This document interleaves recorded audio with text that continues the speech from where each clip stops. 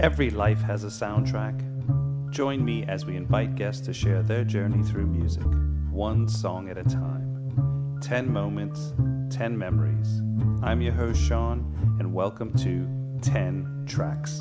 Are you ready?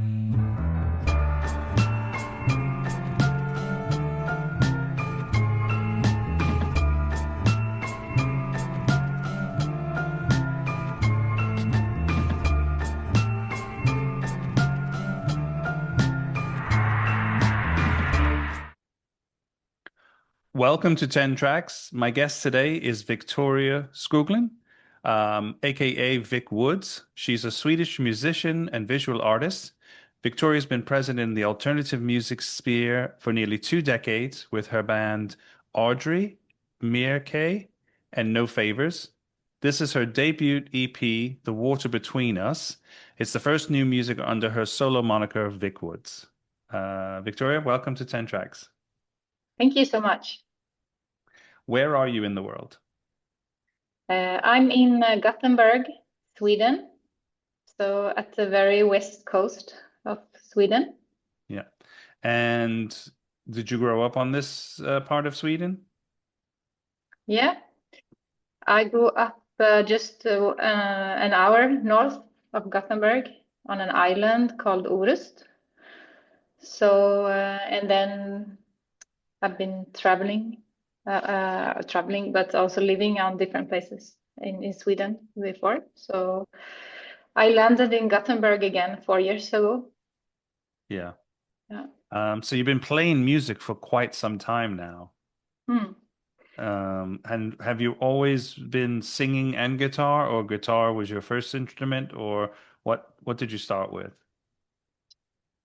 Yeah, I started playing guitar first, and from the beginning, I was really into more instrumental music. So, yeah, the vocals or the singing, yeah, came later, I will say. And what's in terms of guitars, do you have preferences in the name, like brands of guitars or guitar styles, or you play electric, I think, most of the time, or do you also play other?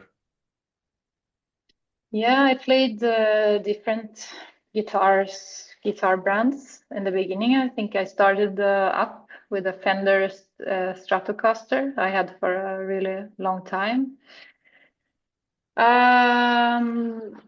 But it was more like a classic guitar. I went to a guitar shop and I don't know, they showed me this and I didn't know what to prefer at that moment. So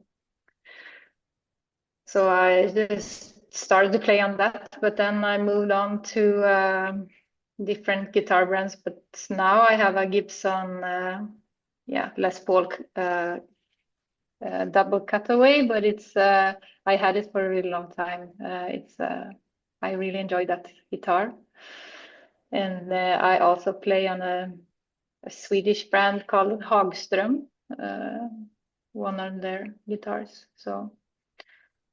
But the recording on my recordings, I play on different guitars that are too expensive for me to buy on my own. But I, lend them from friends. Now That you're have a better also roster. are you a visual artist as well? Yeah, I'm a designer. I work in as a graphic designer. I run a small design studio in Gothenburg, and and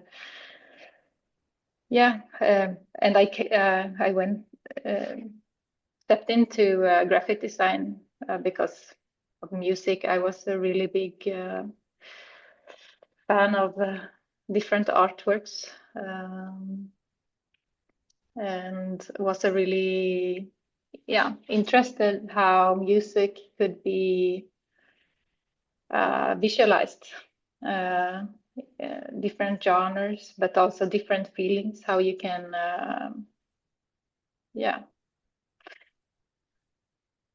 yeah, that really worked for me as well. I discovered a lot of music just by the cover or the artwork of so yeah. When did you get into writing lyrics then and kind of integrating that into your music?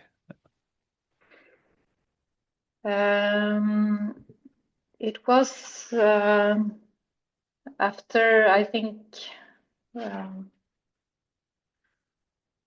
yeah, it was in the band Audrey. We were, you could say, more of a post-rock band, but we also had a lot of different influences from more, like Björk was a really big influence for all of us, and I think that's when we started to experiment with vocals, not maybe so much words in the beginning, but more vocals, harmonies on top of the other instruments, and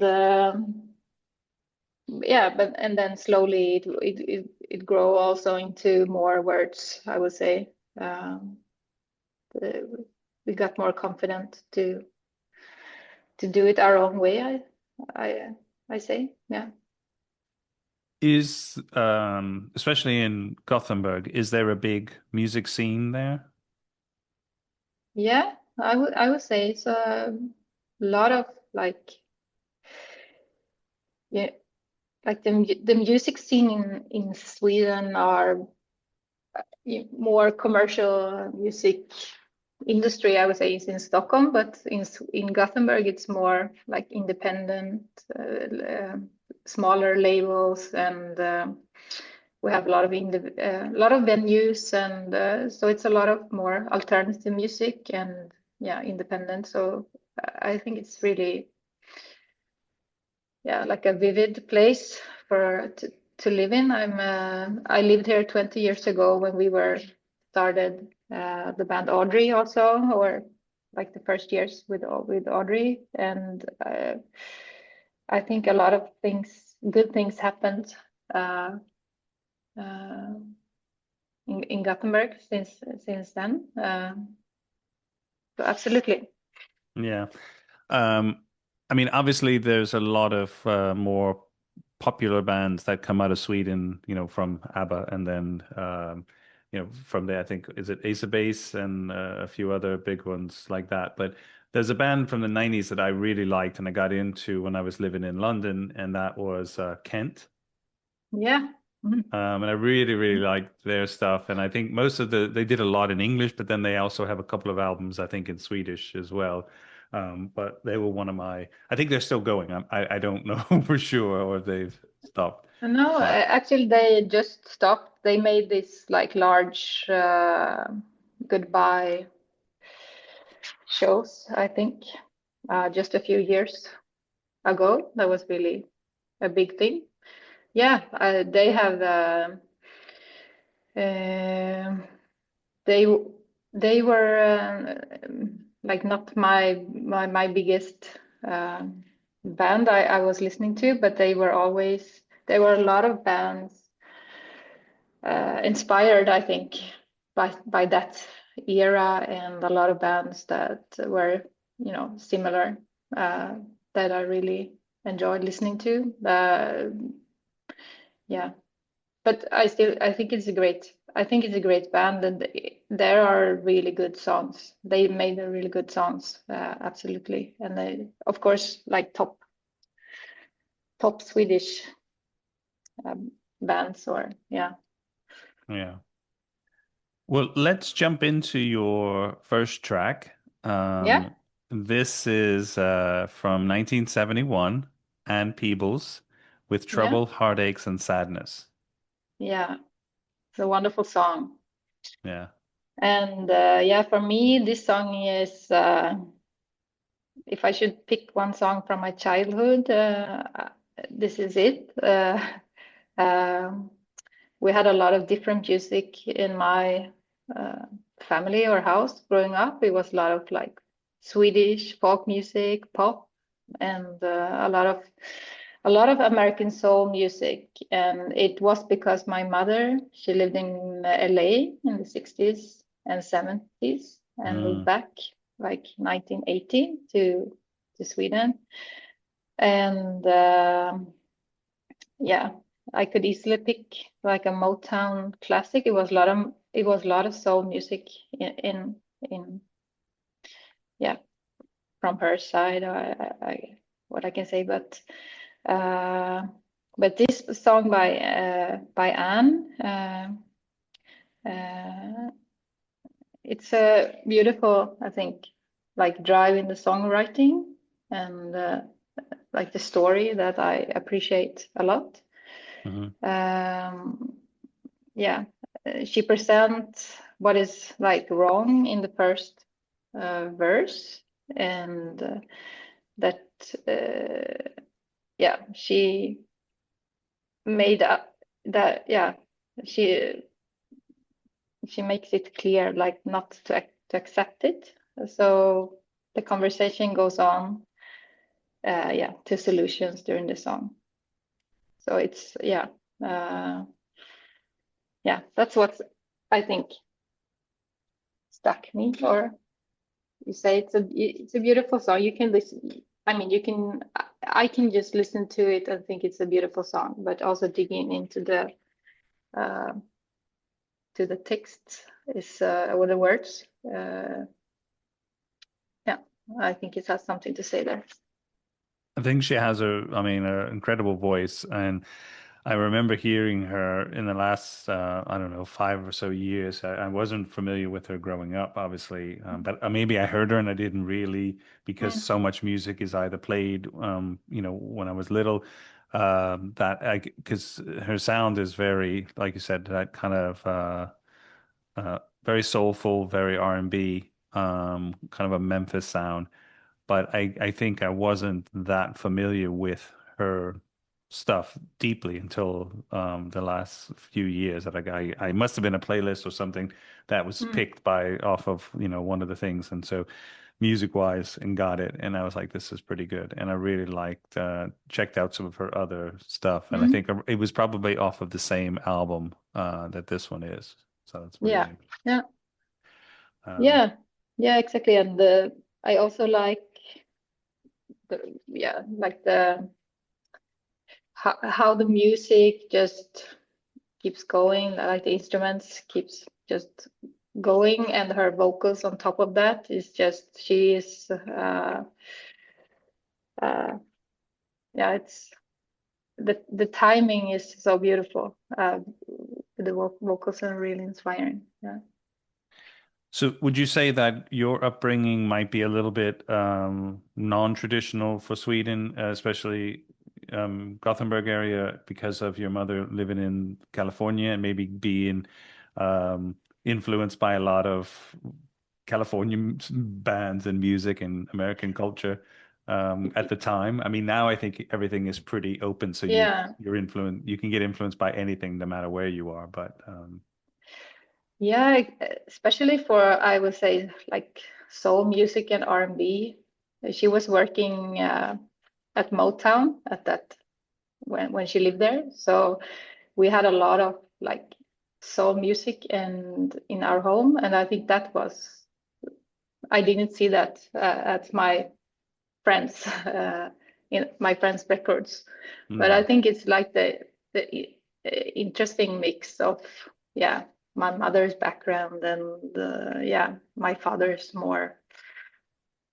maybe more Swedish traditional music, what you can hear like from the radio in the 80s. Of course, it was a mix, but uh, yeah. When did you start playing guitar, or did you take lessons at a younger age with another instrument, or was guitar the only instrument you started with? No, I started in Sweden when you went to music school. You had to start like with the flute. Everyone started with the flute. Okay. to learn, easy notes from that. And then if you were good enough, you could pick another instrument from there. It was either guitar or piano in my school. I grew up like on the countryside, so and the guitar classes were full, so I started to play piano, but I wanted to play guitar, so I was like a little bit. It was like first you have to struggle 1 or 2 years with the flute, and then I had to play the piano.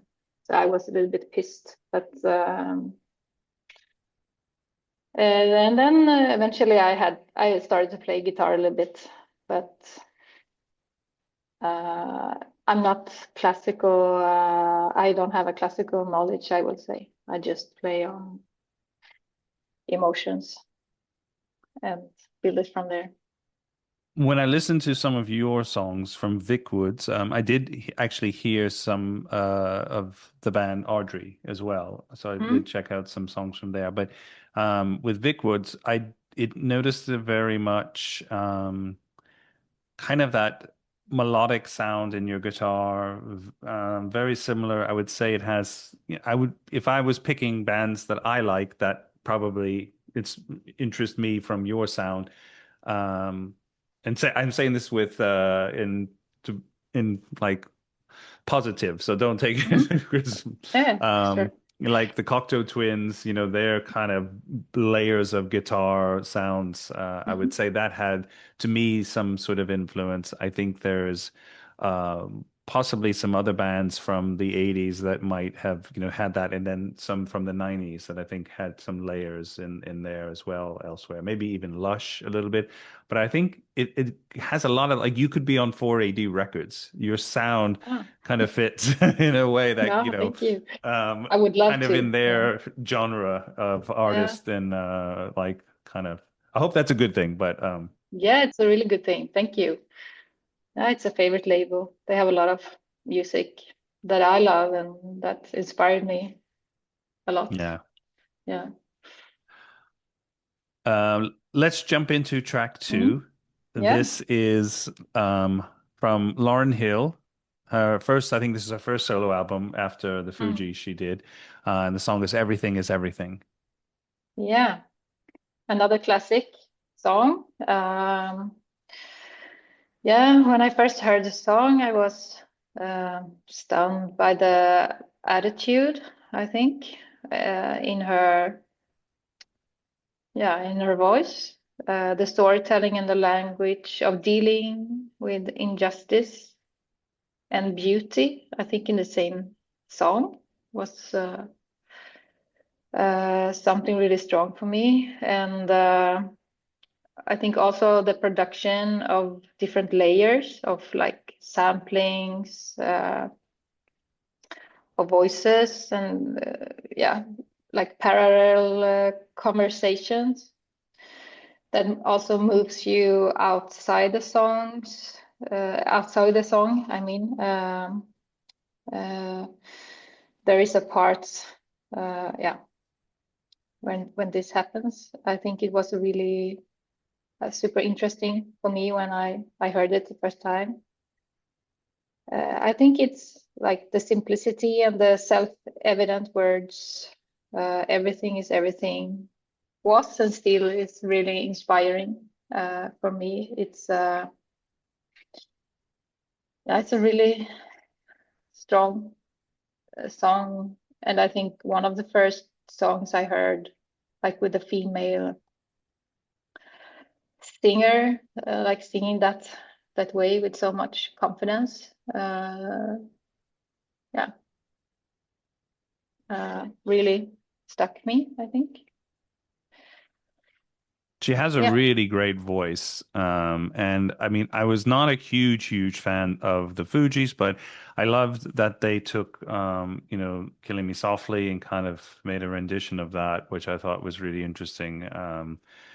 And so when I did hear a couple of songs off of this album when it came out, this was 98.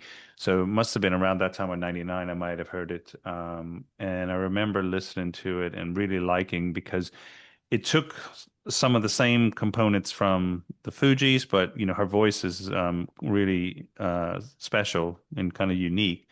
But then kind of put it to different sounds, still kind of in the similar genre, but like just took it a little bit to a little bit different level. So I really liked the what she did, but still keeping some of her, like you said, with samples, with some of the kind of the hip hop sort of flavor to it. I thought Mm. it was good, but I like her lyrics. I'm not sure if I don't know 100% if she writes them. I'm not that in her background, but I think her team or whoever kind of put some of the lyrics with her. I think there was Mm. definitely some to the point. I think sometimes you don't have to always be too colorful if it's especially a message you're trying to get through. But I think sometimes it works both ways. Some artists can make it very colorful Absolutely. and be Mm. poetic and, from Dylan to whoever, but Mm. sometimes direct is always important. Absolutely. But it feels like she really means what she's singing, and like she really wear the words Yeah. in her. And yeah, it's a really raw song, I think, and a really uh, honest song. Where do you pull from when you come up with lyrics, for the songs? I imagine you like sometimes come up with the song first or the music, and then you kind of think what fits it, or do you have a poem or kind of a something, an idea of some lyrics together first, and then you put music to it? It's often that I play some chords on the guitar, and then I sing some sonically some words that I think fits to the chords. And sometimes I think it's interesting what's just pops up. But sometimes I use it, or sometimes I don't. But it's always intertwined with um the instrument and the sound of, yeah. Is it a happy song, or is it a more melancholic song, or and I think it's from there the words just matches the chords somehow. But and then after that I step away from the guitar and try to figure out the story, and I write it, yeah, word by word, from there. Are But there it takes. any areas you don't want to get into? Like, I mean, do you put politics into your songs? Do you put other areas of personal, maybe challenges or personal struggle, or even, areas of positive things that are quite joyful, like, Yeah, I think I'm not good at uh, doing like really happy songs. okay. That's not my that's not my thing to do. But I always it always has to have a happy ending. It always has to be like a light or a active hope in the songs, even though it could be like a sad song. Uh, on my new upcoming album, I have a lot of, the theme is like climate change, and the stories are, yeah, quite dramatic somehow. But I think for me it's really, it has to yeah, it has to, yeah, have an, not a happy ending, but there has to be some kind of light, something to Hope and struggle faith. for. Yeah, struggle for. That is Yeah. what we're doing. That's lovely. I think that's a great way to put it, though, because as much as we can be, this is the situation we're in, or this is the direction we're going, we can always alter that if we Mm. work together and maybe to choose to change the trajectory or the direction we're going in for things. I think Mm. I think that is relevant in a lot of different areas of life in as well in politics. I think Mm. in climate and other political areas, but also personal growth areas too. I think that can fit into. Um, we jump into your third track. Yeah, sure. This is Björk. Yeah. I would pronounce this Jóga, but I don't know if it's a play or this is in Icelandic if she's trying to or Jóga. I think it's really good. Well, like, fine. Yoga, I would say. Yeah. Yeah. Yeah, it's a song also connected to my mother, but like in a more negative way, maybe. I heard it first on like Swedish television from a music. Yeah, they present new music, and I got stuck with the beautiful string arrangements opening the songs. They're just so powerful. But then I also heard my mother's comment as she was in the same room. We heard the song on the television at the same time, and then she said, "Oh, this Björk, she's so weird." And then I was, of course, I wanted to. Then I really understand, like, if my mother doesn't like this is something for me. It's always. I was, you know, There must be something good that's yeah, there. it must be something good for me here. So I really dig into her music from there. I think I touched her music from the album before, post the the album post, but I think that this was really the opening for me. And yeah, uh, how she makes this like wordless uh, landscape of uh, yeah, emotions just uh, with the instrument arrangements around the strings. And later on she also sings this emotional landscapes, and I think it's so beautiful how she opens the songs wordless, and then later on in the song she she sings this in words. So yeah, but it's what she opened up, I think, for me is also this the mixing of like electronic music and really analog string arrangements in the production. It's really inspiring, and of course her amazing vocals, and yeah, it's so amazing. It's like one of my biggest inspiration, I think. And she's also like an so innovative and avant-garde musician at the same time. She's continue working on new things and never get like uh, yeah, Yeah. it's really So she inspiring. was a big influence on your band, Audrey.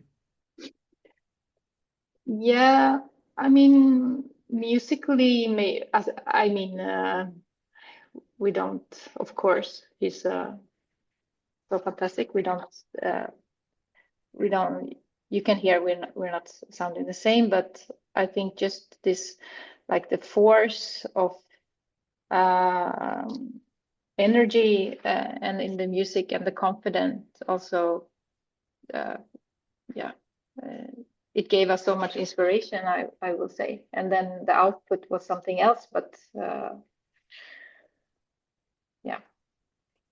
I actually saw um, early 90s, I think, when I grew up in New Orleans, and so the Sugar Cubes, her Mm. first band, came to New Orleans and played in a small venue. So I saw them, Oh, and I think wow. the album was already out and people knew about it. So it wasn't like Mm. we just turned up and some random, foreign band is there playing. It was actually we knew of them. Mm. I think we knew they were from Iceland, but I didn't know that much deeper about them as a whole or her in particular. Um, and then I remember moving to London in a few years later, and then she kind of went solo and really Mm. like took off as because I think people really loved her voice and her Mm. sound, and then her stuff got more electronic. She'd worked with I think Tricky, that was one of the first people she had worked with, and then Mm. she had some other artists and DJs and stuff that I think she had also Mm. produced with or did some stuff. But um, yeah, I just remember she was very big in London. Like when I was Mm. in London, like her sound in the 90s was like she was always very popular and very kind of there's a lot of songs I really like by her. I wouldn't say I'm a huge fan of hers, or just every single thing she does, but I think the stuff that I have gotten into I really like Mm. because I think Yeah. she's a true artist when it comes Mm. to her work and what she does and creates. And as you said, or as your mom said, it's like she's weird, but I think that's kind of. I don't think there's like purpose. I think that's her artistic style, and she Yeah. just does her thing, and maybe that's good that it's not typical mainstream or too, bubblegum, so to speak, or something. Yeah, absolutely. And that's what I love about her, that she's more of a movement for me. And and also like her, I really enjoy like her conceptual albums with different uh, themes, and later on also her like and environmental activist also really Yeah. inspiring. So yeah, Are really there good. any genres that you would like to explore as you keep growing your music or to take into? Because I mean, obviously, having some roots with soul and R&B as well as hip hop, do you think there's areas there that you would kind of bleed into, even if it's not necessarily a dramatic, but just where, it's more of a nod into that? Yeah, on my new upcoming album, I leave my guitar a bit for more electronic or more synthesizers. So that's a new opening for me. But I really enjoy jazz a lot. I would be lovely. Also, I've been thinking of taking more maybe song lessons to Hmm. explore my voice a little bit more, maybe from a more jazz style. I'm not sure, but that's just some thoughts. Yeah, yeah. Mm. Let's jump into track 4. This Yeah, is Cat Power with Nude as the News. yeah, yeah. It's a song that follow me for a really long time now. I saw her perform that song in Gothenburg, uh, 99 or 2000 maybe, Hmm. and uh, yeah, I was really yeah, I really enjoyed these like 3 or 4 chords she's playing on the guitar and the vocals on top of it. And it feels like, for me, this is a really like an existential song. It had to be written and be said, and these 4 chords are uh, not that important as the words are, but and it's really repetitive, and yeah, so It's almost like a yeah. confession she's singing in a way. Yeah, absolutely, and yeah, when the refrain, leaving the root in like in the in the in the text, she's singing Jackson, Jesse, I've got a son in me, and then after that the song comes back to this steady beat again in the verse, and it's just so perfect also in like in the songwriting, because she makes this like confession, like she's carrying a baby, and later I think it became an abortion, I think, but yeah, it was really strong, and hearing that, um, yeah, it was a really new experience for me, hearing a female artist singing about her carrying a child. I think that was really strong for me, and also that she,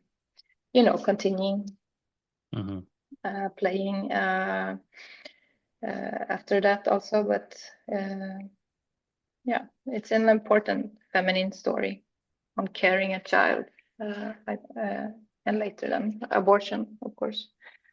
Yeah.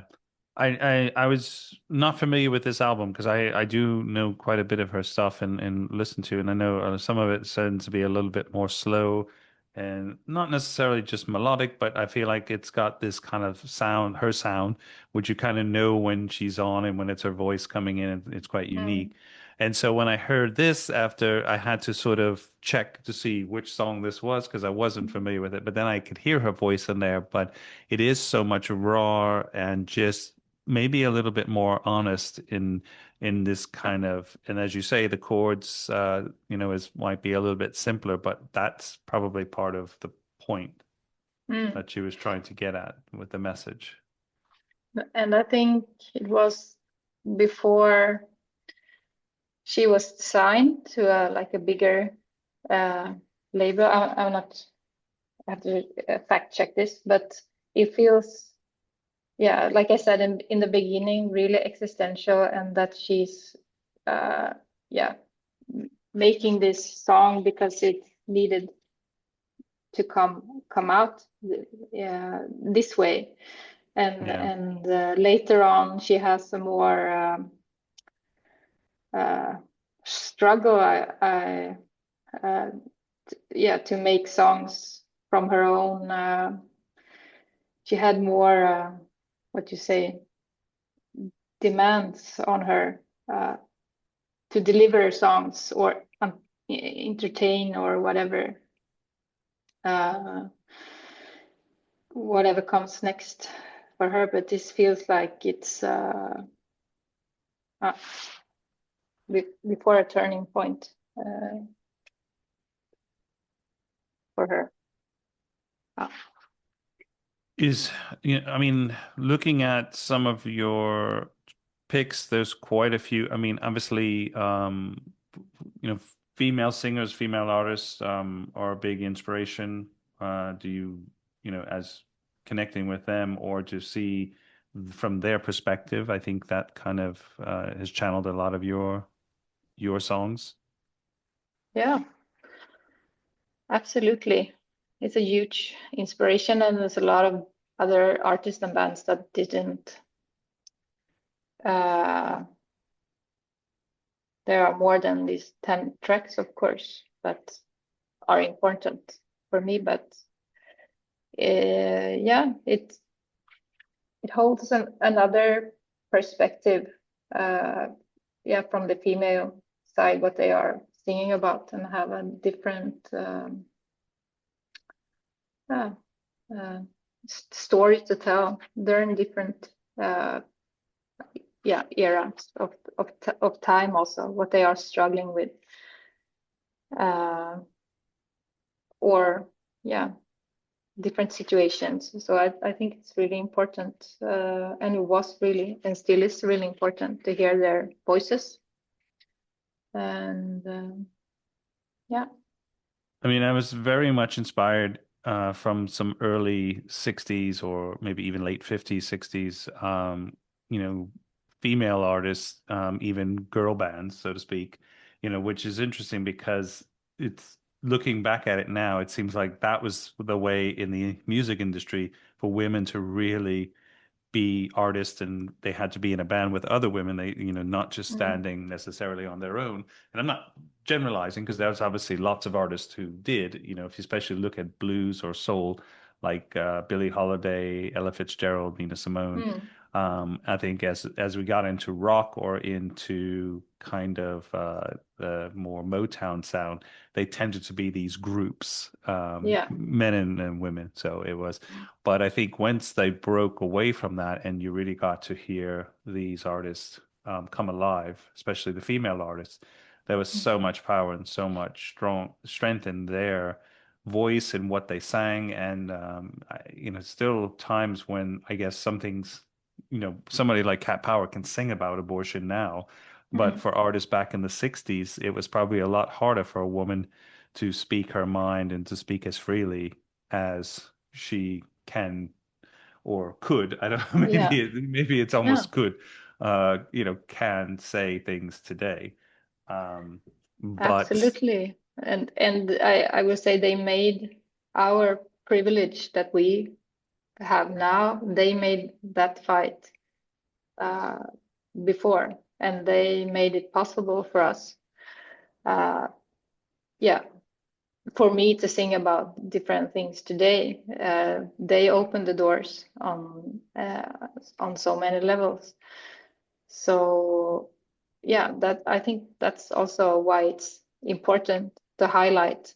Uh, yeah, I think also female artists from different time they were struggling with different things, but uh, we should also understand that we are privileged the situation we have now, where I'm sitting, and this struggle of talking about abortion, or there are still places in the world where this is a struggle, still. So and as much as I would say, I think I had another guest, or we were talking about music with someone else, and they were saying that some of the biggest acts on the planet are female artists, which you could, say like Taylor Swift and maybe a few others. Um, they may not be bands like U2 or something like that, but they still have so much power. And I think a lot of times they are using their power for good. They're definitely uplifting and motivating women, the female artists for sure. I don't necessarily feel like they have to take on a role of being the most political, or that they have to take on every plight uh, imaginable. But I think having awareness and having some sort of kind of understanding of what's humanity is always a plus to have. yeah, yeah, But it's inspiring to see that these types of artists are in control of their own careers, their own business, their own music and art. And I think, when you look at somebody like Nina Simone, who had, a terrific artist, and so much of that was controlled by men in a way in the early days. yeah, Her husband, who was a manager, and then, it was always the powers that be had to kind of say what. So it'd be interesting to see some of these great artists like Billie Holiday, Nina Simone, that would be around today, and where they would speak their mind and how they would speak their mind. I would love to see some of that, because they yeah. were very strong characters then. Absolutely. And I think that some genres today are also more, narrow in their what room you have as a female artist in that particular genre. I think like the pop culture, or more popular music, pop music, it's more maybe open and more than, for instance, maybe like the punk or the hardcore culture. it's better today, but it was more, I experienced more narrow, or you had to fit like in a really, male suit to really get in there. So it was always on their, you would have to play their, cards to step into it. Where more like avant-garde music or stepping into my next song here, like the Sonic Youth, the post-rock or the post whatever, opened up for more. But it also reflects the society where we are. It's a more conservative world or wind at the same time right now in Sweden and in different other places too, which also reflects on the music and what's happening. So you pick, this is track 5, and this is the great Sonic Youth with a song off their 1990 album Goo called Cool Thing. Yeah, it's a fantastic song to begin with. It was the opening for me to Kim Gordon's brilliance. In the song, the dialogue between Kim and the receiver, I think, is central in the song. She asking a lot of questions in the song, which I really enjoy also. And there is some answers also. But of course, you can also there is this, of course, attitude in the song, which I really enjoy a lot, that she's telling all these questions, but I'm not sure she's even interested in hearing like the answer to it, which I think is really cool also. I think there was definitely a little tongue in cheek here, but I think for a lot of maybe hardcore Sonic Youth fans or fans that were more on the punk side liking them, I think this was kind of a surprise for them to understand that, she was interested in LL Cool J or even using him as the artist or the object of her kind of amusement. But I love that even though this was about LL Cool J, she has Chuck D from Public Enemy, kind of a little excerpt with him in there, which is, I remember hearing this when it first came out. I worked at a record store at the time, so I actually got a early copy, even though it was probably already on the radio or something. But hearing, and I remember reading about like Chuck D was going to be on there, and then hearing his little bit, but still, it's very almost girl power. This was kind of almost like this was probably one of those for these female artists that were a little bit more punky, a little bit definitely before Hole or anything like bands like that. And that sound, and I think she's always been true to herself and really a great part of Sonic Youth. I mean, I like Thurston Moore's voice and some of his singing, but I love her stuff. Like her part of her voice in early records has been incredible. So this song in particular, I think is definitely fun. It's one that I keep going back to on their stuff just because it has such a great the tightness of the music is so good. But then herself, her talking and her words are I think there's a lot behind it, even though it's meant to be playful. I think people can read between it. Exactly, and how she always like put so much, humor into a topic of what I read it as a really conservative man wanting females to behave or be in a certain way, and how she plays around that,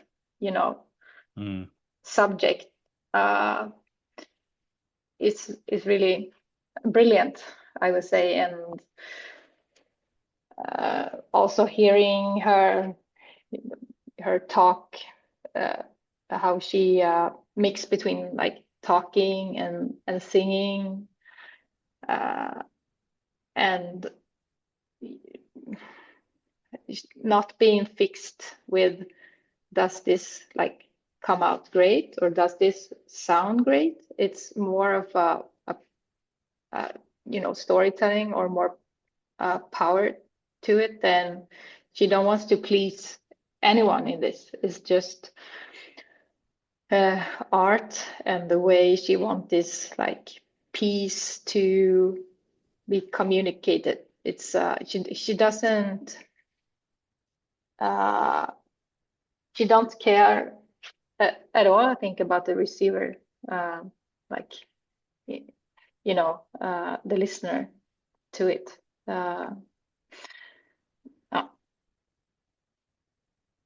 Yeah. Yeah.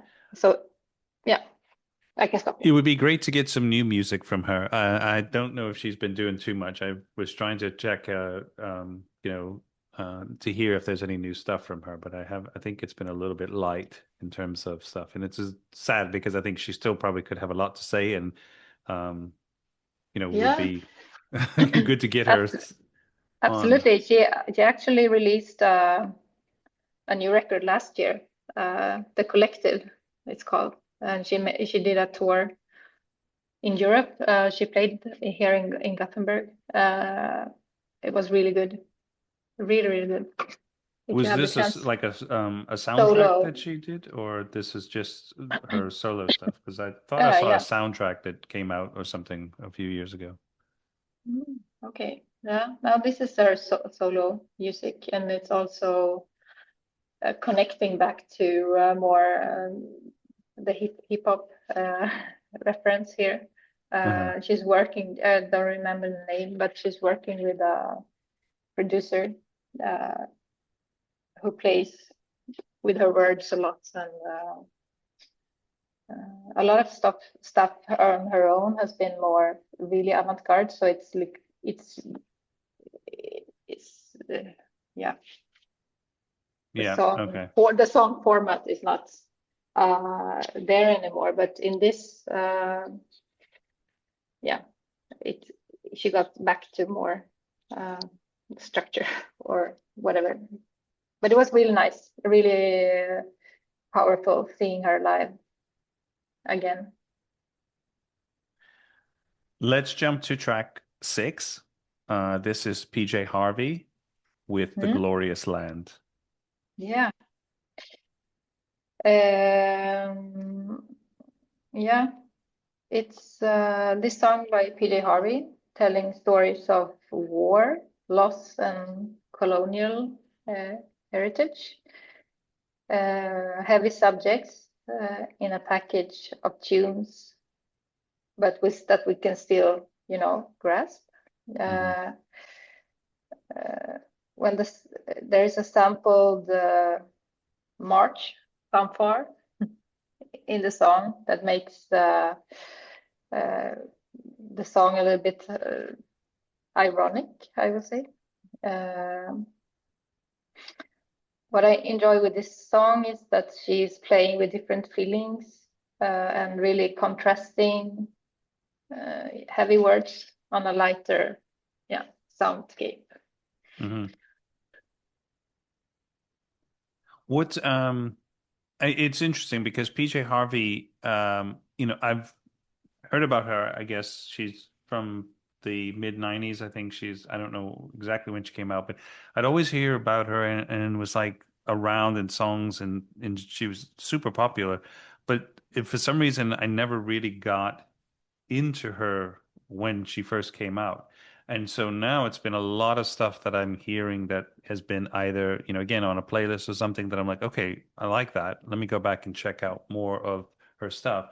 And I don't know if it was just me over like missing out on it and not catching it when it first came out, or just kind of not jumping, it was the same with a lot of the grunge bands. I never really got into them when they were like at the top or you know, I was looking for different bands at the time. And then I kind of go back and some of them I really think they have some great songs and things like that. And I think, I there's no doubt PJ Harvey has a great voice and her songwriting is incredible. But I don't know why I kind of missed a lot of her stuff beyond. This song's very good. The one you picked, I obviously I didn't know this one, and it's definitely got that kind of just commenting about, obviously she's English, so about the UK and everything, but also just this, I think because there's a trumpet played in there as well, which kind of, I don't know, to me it Yeah. sounds off. It seems Yeah, like yeah, yeah, yeah. it shouldn't be in there, but I think it's meant to be more of it's almost like an American kind of trumpet sound from some military, not so much British or so. I don't know. It just seems a bit Yeah, I an odd think part. it's from, yeah, I will go deep to it, but I think it was from the World War Yeah. One, I think. Okay. They used Yeah. it Yeah. like we conquered this blah blah blah. But it's yeah, it's really odd when it's coming in the song, but it makes it also yeah just how she's playing with these different emotions, this heavy topic of war, Hmm. and she plays us in it, but also um, she also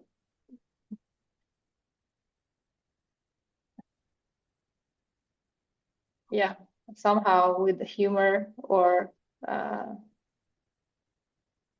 yeah she makes it also really silly in a way, and how war can be silly, but it's like why do we need this Yeah, when exactly. it's so much harm in this, we still we still do it, we still go there. Wow. It's the with all of the advances that we have made in terms of so much, this again basic barbaric kind Yeah. of kind of action still stays is as if, people obviously did lived in caves at one point. Now they're living in houses, or they do this and they did, Mm. like they uh, so I think it's something that is bizarre.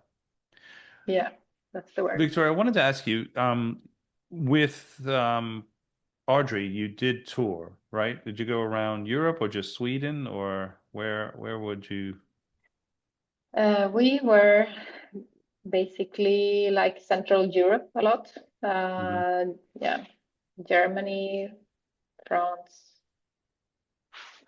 Spain, a few times. Yeah, Italy. Or do you have any plans with Vic Woods to do any touring? Yeah, I have a tour, release tour coming up for Sweden in late February, and then Germany in March, and then we're planning uh, some more shows in Europe in Yeah. the fall. Is it going to be more challenging to play in the UK because of Brexit? Is this made any kind of I know I was reading an artist telling me like he's British, and for them to play at some of the festivals across Europe, it's much more difficult now if they're smaller acts to get the Mm. visas and all this stuff. Whereas, before it was obviously no problem. And now Yeah, Brexit's made it like a huge obstacle. yeah, I think it will be a difference, but we've been touring in the US uh, a bit before also, not with Audrey, with Mire, and I see it a little bit as the same as of yeah, the procedure or the with applying for visa in the US. I guess you have to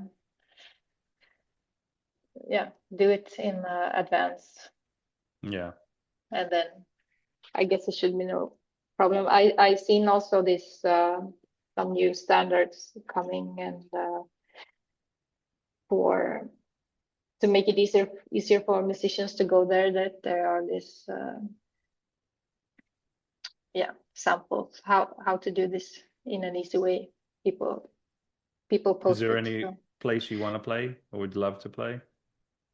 Um, in the UK, Anywhere in the world. anywhere. Mm, yeah.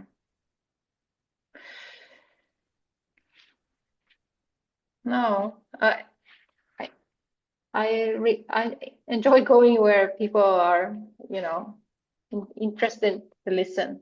Uh, it's that's the most wonderful thing to play. Yeah, for people who want to listen, and it could be anywhere. Yeah. Yeah. Let's jump into track 7. This Yeah. is Wye Oak, Yeah. For Prayer. From Baltimore. Yeah. Yeah. Really That's great an band. American band, right? Yeah. Yeah. This song, I think it's really what hits me is the unconventional songwriting. Um, and it's built around the tension and release. And for me, it's really breathtaking. Hmm. Jen Wasner, vocals, Hmm. starting right as the song opens, and the verse goes in a calm pace to explode in the refrain, and the instrumental refrain with the heavy drums and distorted guitars. It actually gives no words, no room for words, I will say. Yeah, and then there is this part. I think in the last refrain, there's this steel guitar Hmm. enters, and on top of this more fuzzy cloud guitars, yeah, leaving you with no light, but then leaving you with a little light still when the steel guitars enters. So I think it's like the production is really beautiful. Also how it's such a big impact. I think also leaving the vocals to be presented again in the verse. It's really beautiful songwriting. Yeah, I wasn't familiar with them. This is from 2009, but I really liked her voice, but the sound, they have a really great kind of indie sound and that sort of Yeah. so not that I probably know every US artist, but it was an interesting one that I hadn't come across and but really I really like their sound. And this is like a duo, right? Yeah, The exactly. couple. And I also saw this, they were playing it at South by Southwest. I was Hmm. once, and they performed it there, and it was a lovely, it was even more what I was explaining in the beginning there with the tension and the release happening like in the song, and it was really even stronger live, how they really explode um, in the refrains. Yeah. Uh, and they are just two musicians on stage also. So Two of them. Yeah. yeah, yeah. Have you ever done a duet, or would you ever do a duet, or do you want to? Um, when I was playing in Mire, we were a duo, but maybe you mean something else with that. Well, yeah, maybe like just another singer to sing kind of in contrast with you in a Yeah, song. Yeah. Yeah.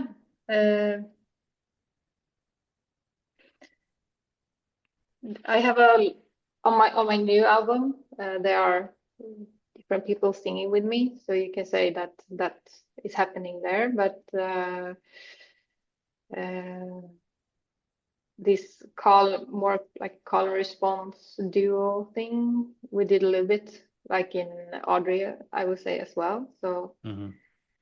I think I'm familiar with it, and I think it's really powerful way in the songwriting also. Is there any like, do you have an official band playing with you, or do you have friends that are just other artists that you kind of have recorded with, but are they going to go on tour with you when you do the tours? Yeah, recording the album, it's on the Water Between Us EP. It's the same people. It's Kristoffer and uh, Fredrik. But in my live band, it's other people from Gothenburg, and Mm-hmm. it's old friends. It's Anna from Audrey. She played the drums in Audrey, but now playing the bass, and another old friend, Olis. He's playing drums. So, and it feels really, yeah, fantastic to play with old friends, Yeah. know so well. It's fantastic. And so when they play with me live, we call ourselves, Viic Woods and the Dreamers. So they are the Dreamers. Good Dreamers. Okay. Yeah. When does your album come out? February 20th. Okay. Yeah. Let's jump into track 8. This Mhm. is Low, Dinosaur Act. Yeah. Yeah.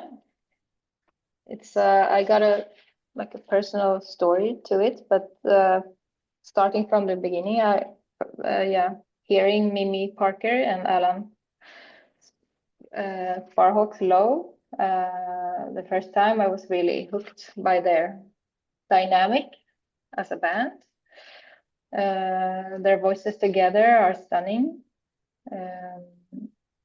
And when they hit the words in the refrain, Dinosaur Act in harmonies, it's just, so beautiful, but still odd with the words, with these two words, I think, Mm-hmm. at the same time. And with Mire, we were touring with Low in Europe. And one evening I was asking Mimi and Alan about the song, and the song title, Dinosaur Act in particular, this song? yeah, about this song and what it meant.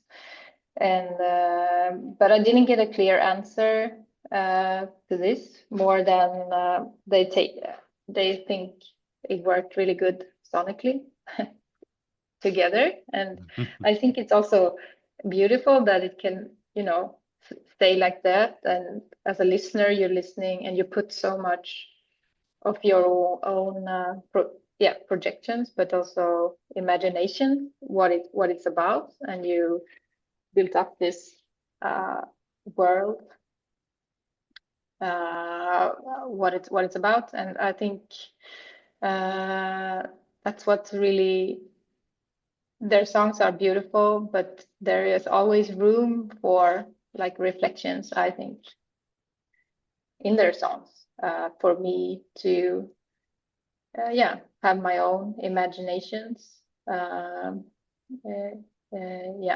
in it. I don't know if it has to do with the pace or like the kind of words they're contrasting or using, but yeah. But they're an American band too, right? Yeah. Yeah, I've Uh, heard of them, and I don't know that much about them, but I do remember. I think they kind of were in the early '90s and had that sort of. They weren't really grunge, but they had kind of a heavier sound. But then that with that melodic mm, voices and singing, I think that's what kind of made them sound a lot like yeah, softer, but still very cool. yeah, absolutely. And they played the song for me live in the night after I was talking with them about the song. And yeah, and it turned out that this was like playing the song in this sold out like Amsterdam church, I think, that they turned into a venue. It felt like really like a Dinosaur Act. Yeah, for me, like hearing it there, just yeah, it made me feel really good in that moment, and it is a really special memory. What do you think the song means? So taking that you asked them for their, I mean, if you Mhm. just like taking the word dinosaur or dinosaur act, what is it? I think I think I can play with uh, yeah, thinking that dinosaur is someone like in really mm, like a obviously it's a extinct animal, and you put it back in like in a conversation, someone, yeah, maybe being very conservative or whatever, but yeah, in that song, but it should also be, yeah, just contrasting something, I would say, yeah. Mm. Mm. Let's jump to track 9. Yeah, This is Fever Ray, Even It Out.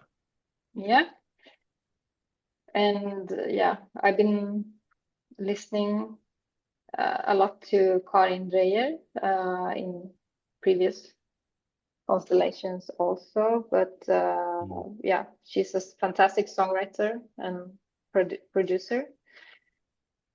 Uh, and yeah, what I love about this song is that it's about revenge over a bullied kid. Hmm. So it starts with like this is for Zacharias who bullied my kid in high school. Uh, and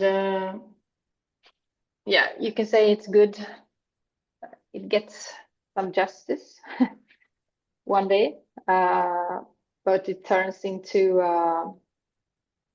yeah, you really feel for the kid, but the revenge turns into like a splatter, uh, like all the emotions are on speed, and I think the questions you're dealing with now is, can you do this? You want the kid to have a revenge or justice, but it turns out to be, you know, uh, too much. So, and it feels like a scene from a Fargo, uh, from the series Fargo. Like when Yeah. this, it's really odd, and but I really like how she, uh, yeah, plays with your uh, yeah, justice. Uh, yeah, It's again another song that I wasn't that familiar with, or them, but she's this is like a solo project from yeah, is the band The Knife? Is that her band? yeah, Yeah. exactly. Yeah, and they made this huge hit, Heartbeats. before. But yeah, like in the production parts, the vocals are, she's really angry. It's a lot of power in how she uses her vocals and her voice. Yeah, but also the more electronic production, which I really enjoy. Yeah. I mean, looking now, we're going to get to your last track, but looking at the list of the artists and the songs you've picked, there's like a lot of different, I would say, just in terms of the style or the mood of a lot of these, especially the songs you pick, they have a very similar kind of thread. Kind of, it's very low key, but at the same time, it has a kind of more melodic sound, but still saying something quite. It's like not obvious in terms of what, you know, if the songs, they're not singing "She Loves You," yeah, or something like that. No. It's very much darker, but not. I wouldn't say it's too dark. I feel like it's just the right dose of dark, with complexity and such. Yeah, yeah, you hit the spot there. I think it's music I enjoy where there's a story of story of change or uh um, yeah, like yeah. Let's jump to your last track. Yes, This is Hand Habits, Jasmine Blossoms. yeah, a more modern uh came This out is from last 25. year. This is a Yeah, recent number. Yeah. yeah. And yeah, again I come back to this, enjoying the contradictions between made in the production of the song, Hmm. holding two parallel emotions present in the story. Yeah, as I read it, the beauty of the living world, uh, played by the instrumentations, and the horror of the humans destroying it. Yeah, going back to making war and Yeah. such more topics. That's what I kind of heard in there, like lots about, children being killed and things like that. It's Yeah, quite direct. exactly. Uh, and I think also it's so beautiful, but it feels like you're stepping into a like a everyday and average day, but like she opens the day will like describing like the smell or the beauty of flowers in that moment, uh, and then hearing on the radio all the horror happening outside this small bubble of hers in that room. So I think it's really beautiful also how the song appears Hmm. from that very moment. Um, uh, and it's a the instrumentations of the song is really fragile. Uh, I would say as life could be also. So I think it's really It's strong. definitely emotional in terms of the way that she's pointing out, we're kind of letting this happen. We're the blame. We're doing Yeah. this. She's not hiding, like trying to No, pretend it's no, the big bad wolf or something. This is all kind of happening real time with us just staring at it in a way. yeah, exactly. And I think it's a lovely taste. Yeah. As you said, we're the ones to blame. Our bellies filled with cake. Try to find a little joy. I think it's just so beautiful. Putting like we're the ones to blame, but we are still we're not hungry in this situation because we lived in this society.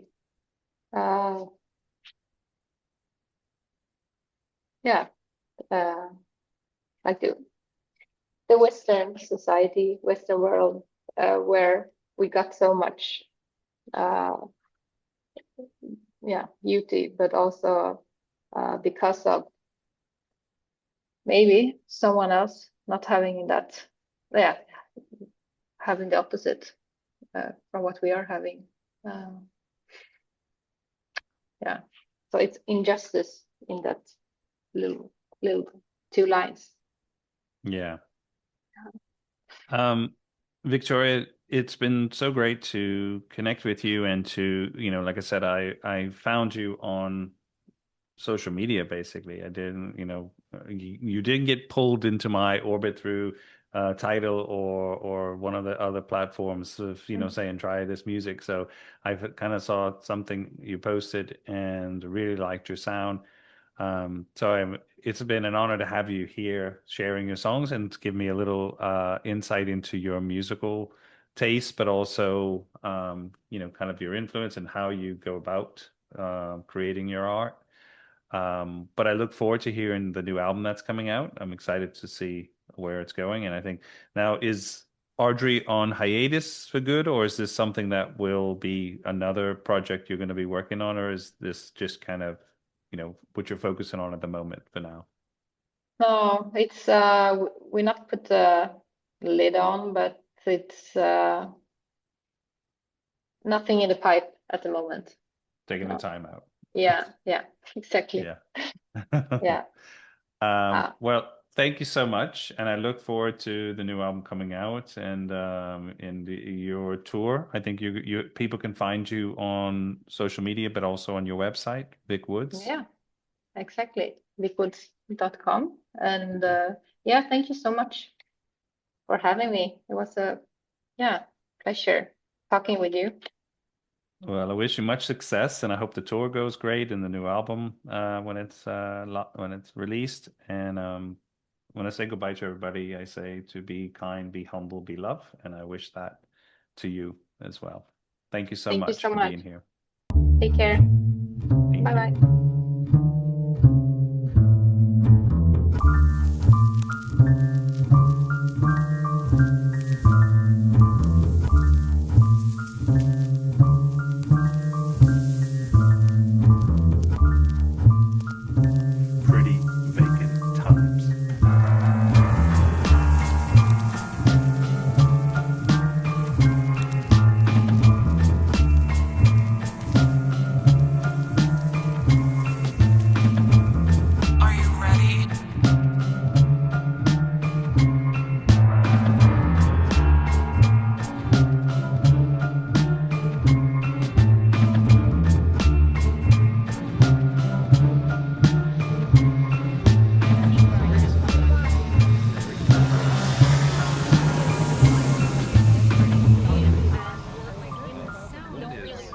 Suffers for his sports jacket.